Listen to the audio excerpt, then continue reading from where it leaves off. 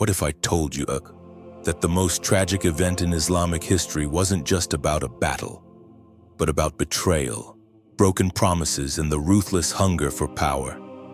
Stay with me, because once you discover what really drove Imam Hussein to the burning sands of Karbala, you will never see this story the same way again.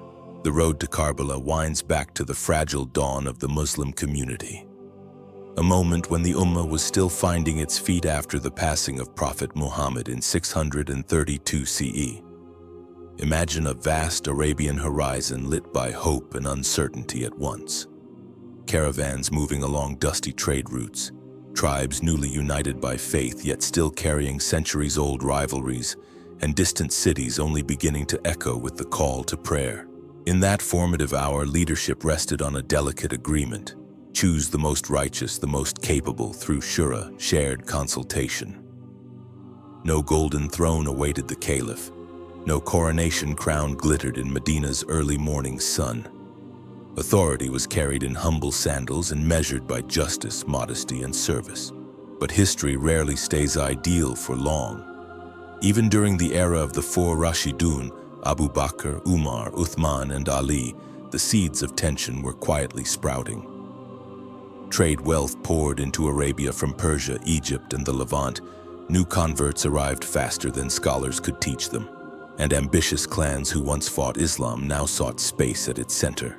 Among those clans, none watched more intently than the Umayyads of Quraysh.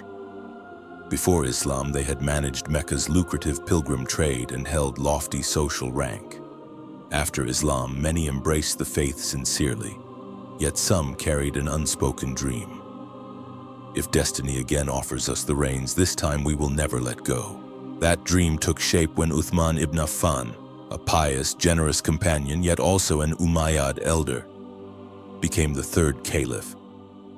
Under Uthman, governors in Syria, Egypt, Basra, and Kufa were increasingly chosen from Umayyad kin. Some served with integrity, but others exploited their posts, erecting stone palaces, stockpiling taxes, and appointing tribal allies to lucrative offices. Distant farmers felt the pinch. Soldiers complained of unequal pay. Whispers of favoritism swirled through every marketplace. Meanwhile, Muawiyah ibn Abu Sufyan, Uthman's cousin, fortified Damascus into a political and military powerhouse, its streets lined with garrison troops loyal first to him, then to the idea of a united Umayyad realm. When Uthman was assassinated in 656 CE, the Ummah's wounds burst open. Grief turned to anger, anger to blame. Ali ibn Abi Talib, cousin, son-in-law, and earliest believer, became the fourth caliph. But his mandate arrived amid chaos. Civil war, the first fitna, pitted Ali against Aisha, Talha, and Zubair in Basra, and soon against Muawiyah in Syria. But here's the twist. The conflict was never merely personal. It was a clash between two visions of governance: a caliph elected by moral weight versus a ruler commanding loyalty through tribal networks and military pay. Ali's assassination in 661 CE left the caliphate reeling. His eldest son, Hassan, briefly held authority, yet the Ummah begged for peace. Hassan agreed to abdicate in favor of Muawiyah, but his treaty shone with one vital clause: leadership would return to consultation after Muawiyah's death. Have you ever wondered what shimmering path Muslim history might have taken had that single clause been kept? Perhaps no banners of revolt would have darkened the plains of Karbala. Perhaps faith and power could have walked hand in hand without bloodshed that split hearts for centuries. Instead, Muawiyah used nearly 2 decades to entrench Umayyad control. Roads were paved, garrisons staffed, and provincial treasuries funneled surplus taxes to Damascus. He dispatched eloquent preachers to recast Umayyad rule as Allah's decree and rewarded tribal chiefs with stipends or irrigation projects if they promised to back his chosen successor. Behind closed palace doors, he trained his son Yazid to inherit the empire. Not its moral compass, but its administrative gears. How to calculate stipends, how to silence dissent, how to maintain fear without provoking full-scale rebellion. Now you might be wondering, who was Yazid ibn Muawiyah? Even friendly chroniclers concede he loved exotic falcons, expensive wine, and poetry recited to the beat of drums deep into the night. Less friendly historians recount cruelty toward prisoners, casual violations of Islamic law, and a court more reminiscent of Byzantine luxury than Madinan humility. For elder companions still alive, Abdallah ibn Umar, Abdallah ibn Zubair, and above all Hussein ibn Ali, Yazid symbolized everything caliphate leadership should never become. In 680 CE, Muawiyah died. With calculated speed, envoys galloped out from Syria carrying scrolls emblazoned with Yazid's name and orders demanding bay'ah, the pledge of allegiance, from governors, tribal sheikhs, and esteemed descendants of the Prophet. Some gave in quietly. Others, like Abdallah ibn Zubair, slipped away to Mecca. Only one refusal thundered loud enough to shake the empire. Imam Hussein ibn Ali, the Prophet's beloved grandson, knew his signature could grant Yazid moral legitimacy. But before we deepen this struggle, let me ask you, if entire armies stood ready to crush resistance, would you still risk everything for principle? Hussein refused. Threats intensified. He departed Medina under the cover of night with his sisters, wives, young children, and a few loyal companions. Crowds wept as the Prophet's family left the city, unsure if they would ever return. Seeking the sanctuary of Mecca's sacred precinct, Hussein performed tawaf around the Kaaba, clinging to the cloth of the house of Allah, an image seared into memory, principle circling devotion. Yet even there, assassins lurked among pilgrims. Mecca was no refuge. Then letters from Kufa arrived like autumn rain. Over 10, maybe 12,000 parchments, each pledging, "Come, O grandson of the messenger, we stand ready." Kufa, once Ali's capital, still nursed resentment toward Syrian rule, so Hussein dispatched his cousin Muslim ibn Aqil to verify. Muslim's arrival sparked euphoria. Candlelit gatherings, vows of support whispered through palm-shadowed alleyways, swords lifted high in Ali's name. For a moment, hope blossomed. But here's the twist again. Yazid appointed Ubaydullah ibn Ziyad governor of Kufa, a man renowned for merciless discipline.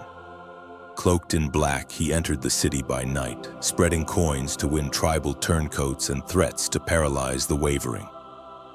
Morning by morning, public sentiment flipped. Spies mapped Muslim ibn Aqil's hiding places. Allies vanished. Finally captured, Muslim sent a last coded message to Hussein. "The hearts with you are false. Return." Moments later, he was executed, his body hurled from the palace wall. Meanwhile, the Imam's small caravan was already threading the sands, the desert wind tugging at tents tied across camels' backs. That brings us to the next rung on this tension ladder. Mid-journey, news of Muslim's death reached Hussein. He gathered companions beneath a lonely night sky, stars cold and bright above empty dunes. With unshaking calm, he told them they were free to leave. No oath bound them to inevitable death. Yet nearly all chose to stay, drawn by faith, honor, and love. Imagine the scene at dawn. A silver horizon blooming pink. Families reciting Quran verses as they trudged on, hooves crunching coarse gravel, children clutching water skins already half empty. Each footstep carried them not merely toward Kufa, but toward destiny. Then, Karbala, a desolate plain, its cracked soil whispering under fierce sun. There, the Umayyad army, eventually numbering perhaps 30,000, hemmed Hussein's 70-odd souls into a narrow strip, blocking access to the Euphrates. Day merged into blistering day. Thirst-scorched tongues, cries of toddlers grew faint. Still, Hussein refused Yazid's terms, capitulation or death. Walk in your mind through their camp on the eve of Ashura, the 9th of Muharram. Torches sputtered at the tent lines. Inside, Hussein sharpened his sword while teaching his nephew Ali Akbar a final dua. Across the way, Abbas, the banner-bearer, checked water flasks he knew might never be filled. Inside the women's section, Zainab soothed frightened children, her own heart a storm, yet her voice steady as a lullaby. Outside, sand coughed under enemy horses, and Ibn Ziyad's messengers barked, "Submit, Hussein." But here's a question. If soldiers heard the Prophet praise Hassan and Hussein as leaders of the youths of paradise, how could they still attack? The answer: a mix of worldly fear, tribal obedience, and the numbing effect of propaganda. Some wept in secret.